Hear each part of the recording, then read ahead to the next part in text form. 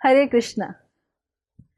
बहुत बार लोगों के मन में ये संदेह रहता है कि भगवान अपने भक्तों को ही कष्ट क्यों देते हैं, कैसे दे सकते हैं।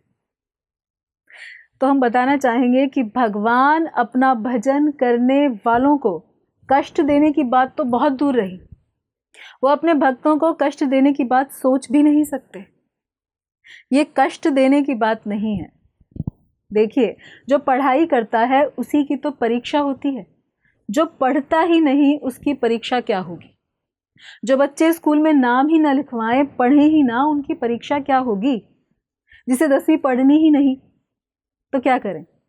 जिन्हें भगवान को पाना ही नहीं है उनकी तो परीक्षा नहीं होती, पर जिन्हें भगवान को पाना है उन्हें तो परीक्षा देकर आगे बढ़ना ही पड़ेगा ना। सोने के आभूषण बनाने से पहले सोने को तपाया जाता है। ऐसे ही भगवान जब तक भक्त को तपाते नहीं हैं, जब तक भक्त अपने को तपाता नहीं, प्रेम की विश्वास की कसौटी पर कसता नहीं, तब तक भगवत प्राप्ति संभव नहीं। अरे सोना चांदी तो बहुत बड़ी बात है, मिट्टी का घड़ा लेने से भी पहले हम उसको चारों ओर से ठोक बजा कर देखते हैं। 100 रुपए के घड़े को हम 5 बार चेक करते हैं कि कहीं से फूटा तो नहीं है। तो अब जिसे भगवान अपने संग रखेंगे, अपना दुर्लभ प्रेम देंगे, दर्शन देंगे, उसे क्या बिना परीक्षा के रखेंगे अपने पास? थोड़ी तो परीक्षा लेंगे ना। जीव को अपनी नित्य आनंदमयी सेवा में नियुक्त करने से पहले वे उनकी परीक्षा अवश्य लेते हैं।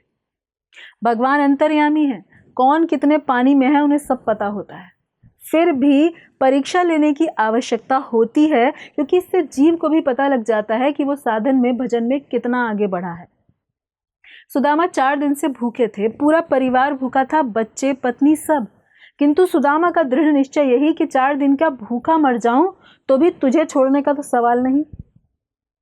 राजा हरिश्चंद्र को बाजार में बिकना पड़ा, ये परीक्षा ही तो थी उनके सत्य पालन की।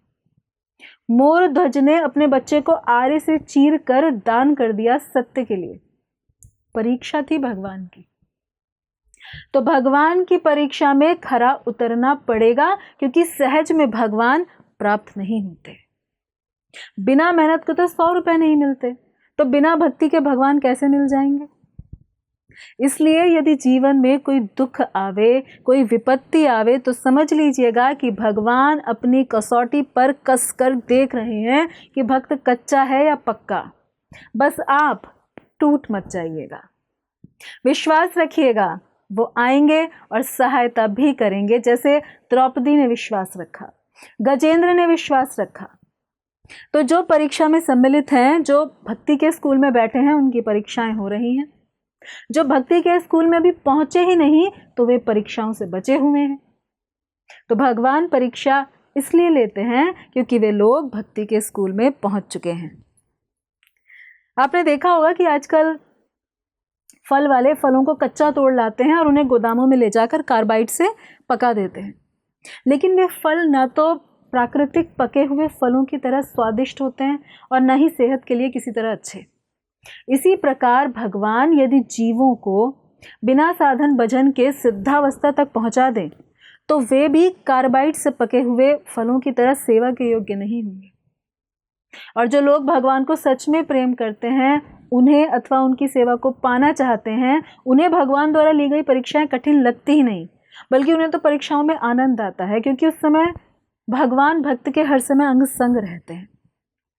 जैसे एक बहुत ही सुंदर उदाहरण है कि जब पिता अपने छोटे से बच्चे को ऊपर उछालता है हवा में, तो पहले तो बच्चा घबरा जाता है, लेकिन जब बाद में पिता उसे पकड़ लेता है तब वो शांत हो जाता है।